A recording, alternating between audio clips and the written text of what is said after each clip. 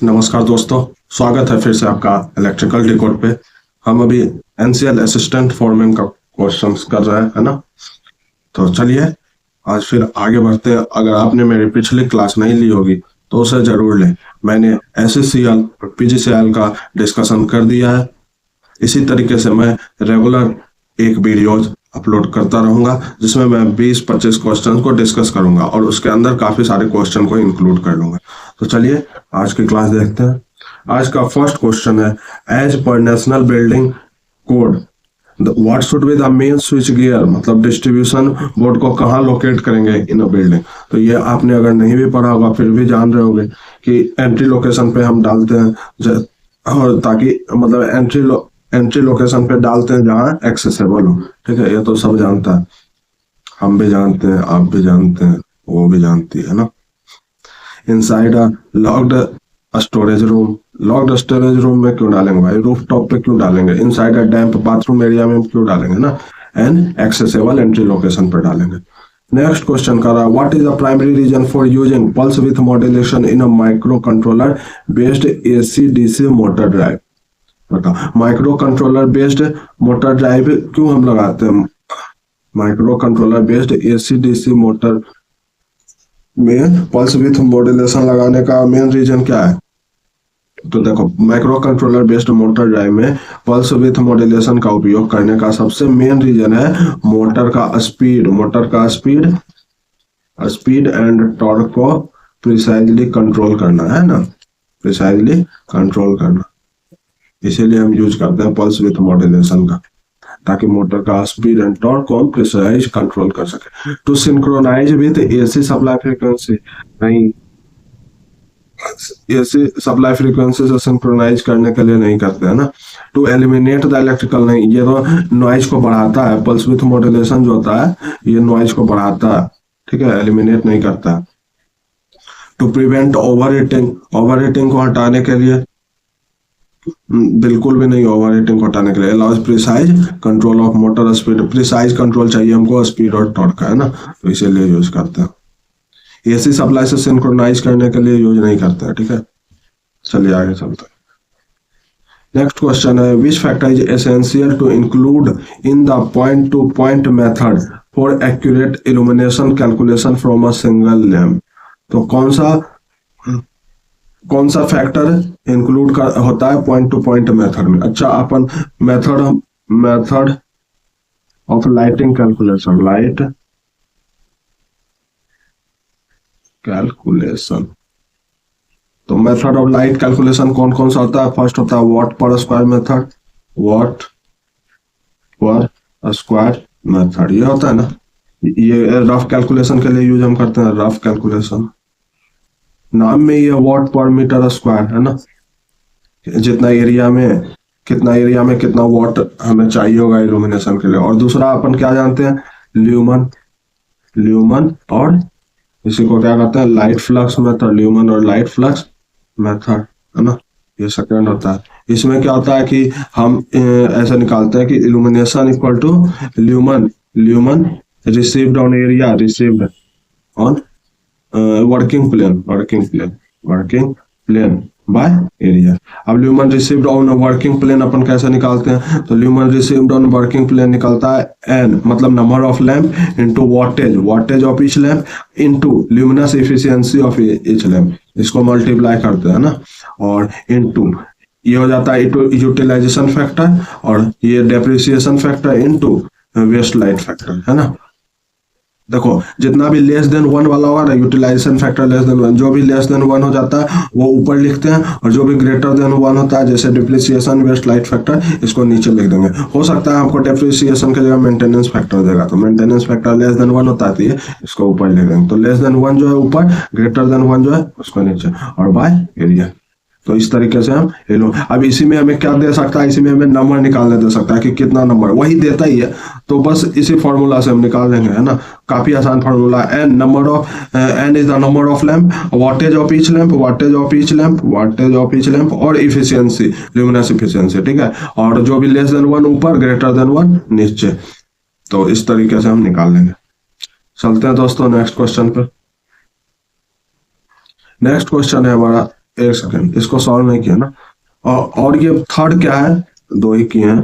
Third क्या है, point to point method, point to point method, इसी को क्या कहते हैं और भी, inverse square law, inverse square law. सबने पढ़ रखा होगा inverse square law method. Inverse square law क्या होता है, equal to I by d square cos theta, पता है ना। तो आपका इस पे किस पे डिपेंड कर रहा है, किस पे डिपेंड कर रहा है, ये डिस्टेंस हो जाता है, ये एंगल होता है, एंगल ऑफ इंसिडेंस होता है ना। तो ये डिपेंड कर रहा है डिस्टेंस, डिस्टेंस पे डिपेंड कर रहा है।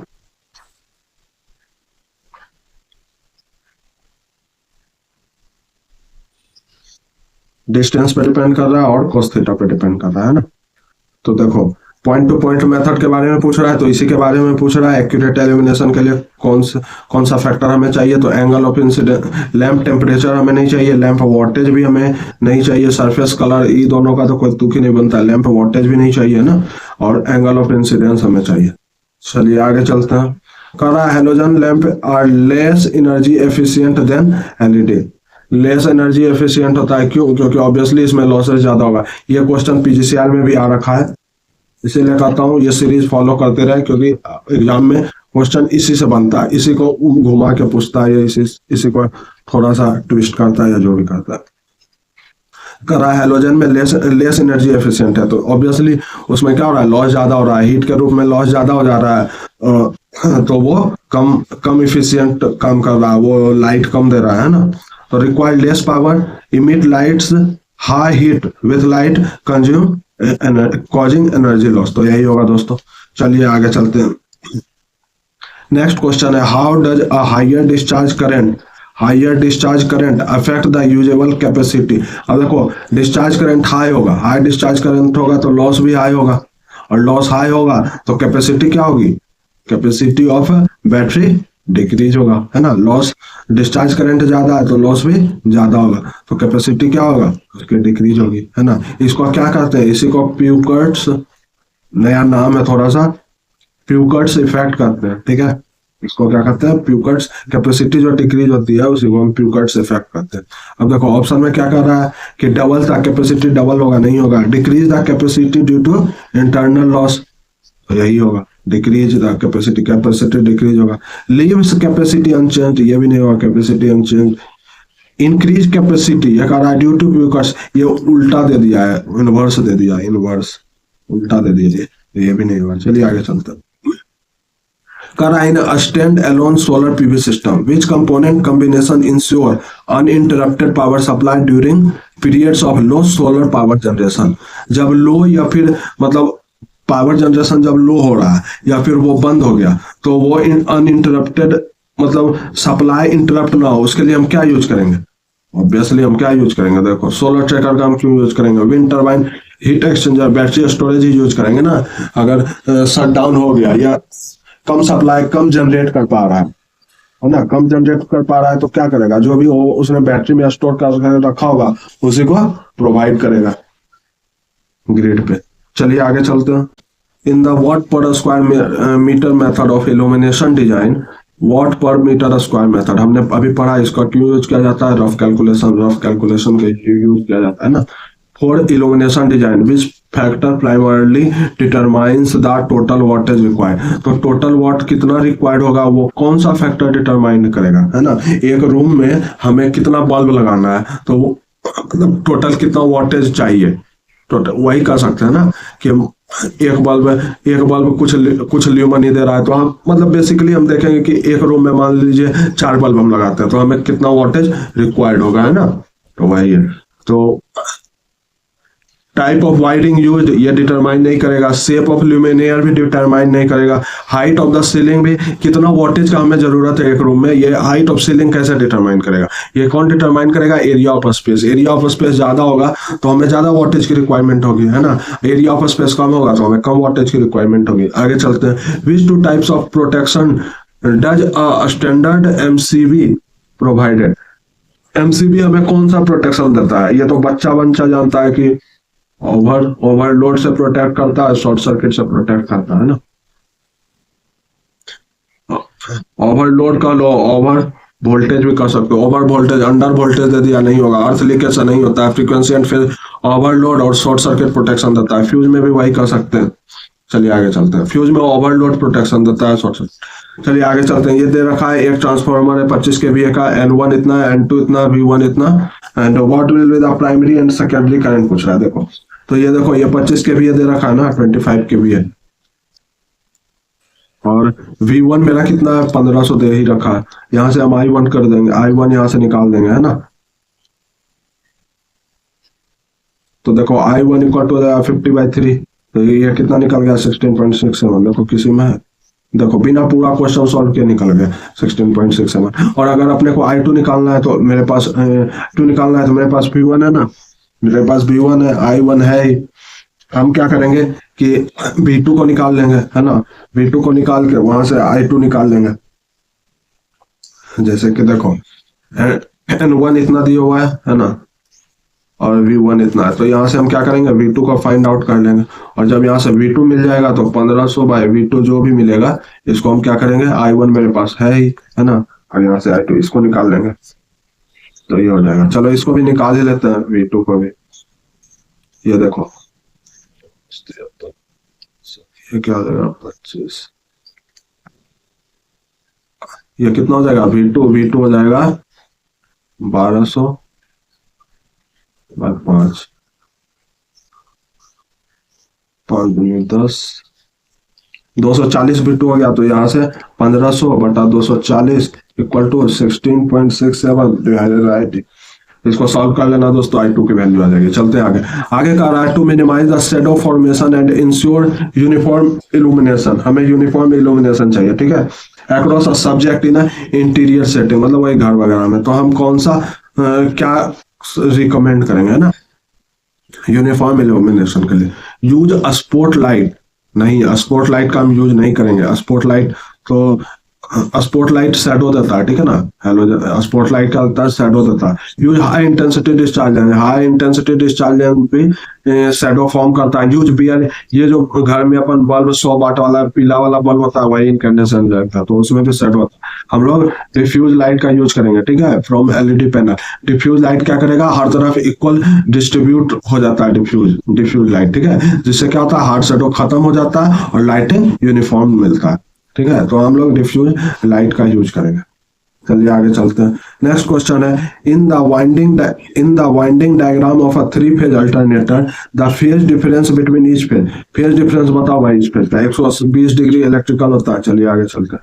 For accurate temperature measurement using a radiation pyrometer. एक पायरोमीटर है, आपने देख रखा होगा पायरोमीटर, जो एक मतलब कि इसमें क्या होता है, रेडिएशन के थ्रू रिमोट कैसे काम करता है उसी तरीके से होता है। तो यहाँ से रेडिएशन, अब मान ले इस ऑब्जेक्ट का हमें टेम्परेचर मेजर करना है, तो ये नहीं कि थर्मामीटर में क्या करते हैं, उसमें उससे बॉडी का करते हैं, या और किसी में क्या करते हैं, उसमें हम इक्विपमेंट को डालते हैं और मेजर करते हैं। लेकिन इतना हाई टेम्परेचर हो जाता है तो हम उसको उसमें नहीं डाल सकते, तो उसी के लिए पायरोमीटर बनाया गया था। ये क्या करता है, रेडिएशन के, इससे जो रेडिएशन निकल रही है उससे हीट को मेजर कर लेता है कि इतना हीट है। तो ये क्या करता है, तो ये जो रेडिएशन है ना, ये इस एरिया के अंदर आ जाना चाहिए। ऐसा नहीं होना चाहिए कि ये रेडिएशन जो निकल रहा है, ये ऑब्जेक्ट इतना सा है और ये ऐसे इस तरह से नहीं होना चाहिए, ठीक है। ये जो रेडिएशन निकल रहा है, ये पूरा का पूरा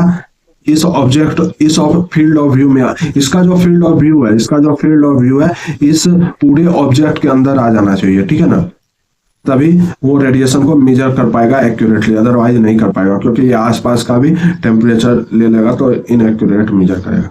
तो क्या कर रहा है, टारगेट साइज स्मॉलर नहीं होना चाहिए, टारगेट साइज बड़ा होना चाहिए। Placed at a fixed standard distance, target size must completely field of view, यही होगा।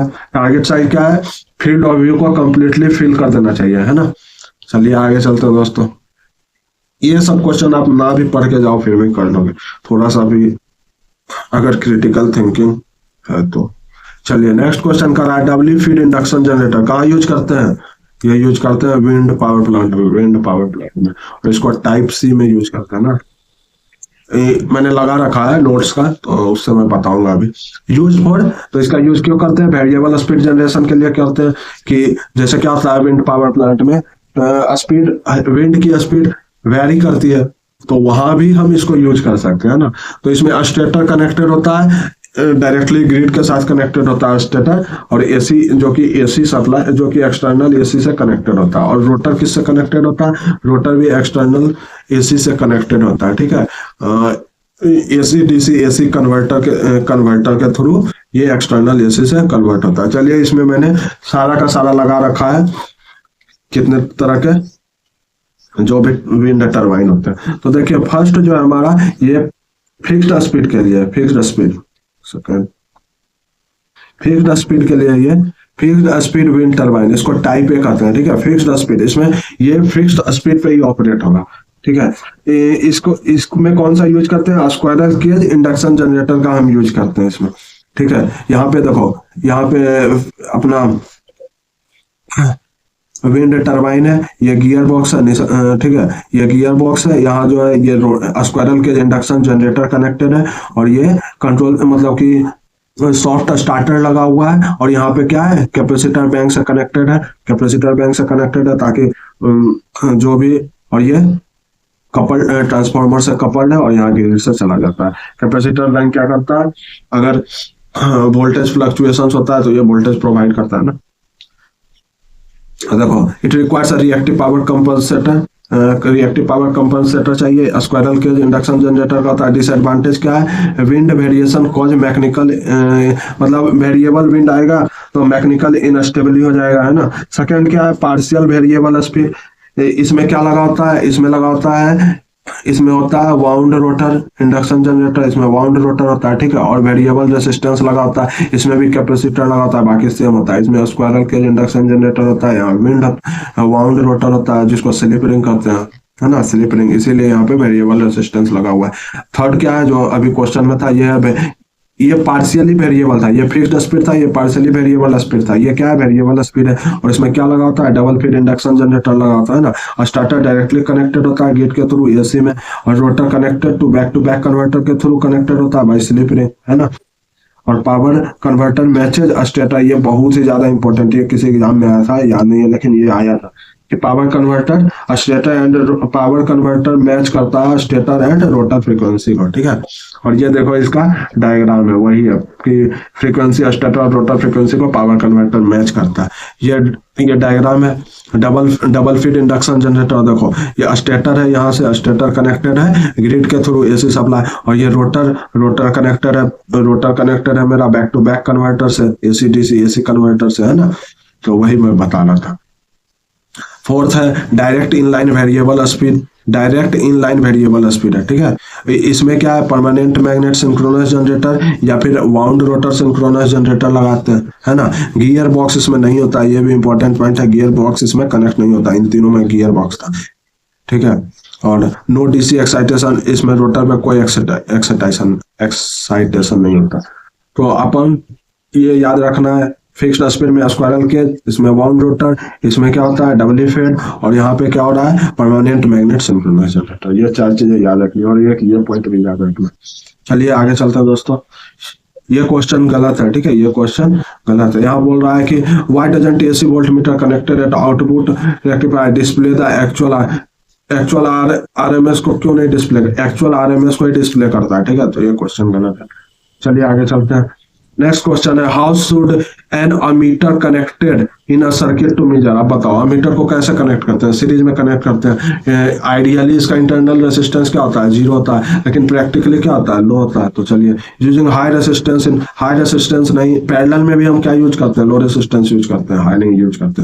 पैरेलल में हम कब यूज करते हैं? अगर हमें अमीटर का रेंज एक्सटेंड करना होता है तो यहाँ पे कुछ ऐसा कहा नहीं गया है, ठीक है। ये जनरली पूछ रहा है कि अमीटर को कैसे कनेक्ट करते हैं। एक्रॉस सप्लाई, एक्रॉस नहीं करते हैं, सीरीज में करते हैं। Using high resistance coil, using low resistance coil का यूज करते हैं in series with the load. चलिए आगे चलते हैं दोस्तों। नेक्स्ट क्वेश्चन है, why are the salient pole rotor typically use in hydro electric power में हम सैलिएंट पोल का यूज क्यों करते हैं? तो सैलिएंट पोल में क्या होता है? सैलिएंट पोल में नंबर ऑफ पोल्स ज्यादा होता है, और पोल ज्यादा होता है तो स्पीड कम हो जाता है ना। तो हम हाइड्रो इलेक्ट्रिक में इसीलिए यूज करते हैं ताकि सैलिएंट पोल को, ताकि स्पीड मेरा कम दे। और सिलेंड्रिकल को हम कहाँ यूज करते हैं? सिलेंड्रिकल को यूज करते हैं स्टीम में। क्यों? क्योंकि उसमें स्पीड ज्यादा चाहिए हमें, है ना। तो आ जाओ, suitable for low speed operation in hydro, यही होगा, suitable for low speed operation in hydro.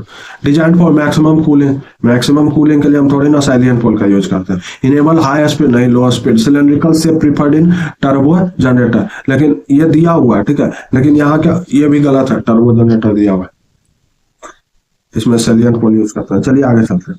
कर which of the following best define the contingency, contingency cost को कौन सा बेस्ट डिफाइन कर रहा है बताओ। कंटिजेंसी कॉस्ट कितना होता है? 3 से 5% होता है ना। चलिए, तो कौन सा best? Amount set aside for scope changes, अलग से रखा गया है, कोई भी चेंज होगा तो नहीं, उसके लिए नहीं होता। Total cost of project management, ये भी नहीं होता। Additional fee charge to client, ये भी नहीं। Fund reserve for unexpected expenses को मीट करने के लिए हम लोग कंटिजेंसी, कंटिजेंसी मतलब कह सकते हैं एक तरह से इमरजेंसी को, इमरजेंसी में यूज लिया जाएगा तब इसको यूज करेंगे, है ना, कोई भी इमरजेंसी सिचुएशन में। जैसे चलिए, अच्छा अपन इसमें कुछ कुछ रिकॉल कर लेते हैं। जैसे सुपरविजन, सुपरविजन चार्ज होता है, वो कितना होता है? 1 से 1.5% होता है ना, याद है ना। कंटिजेंसी अभी पढ़ ही रखा।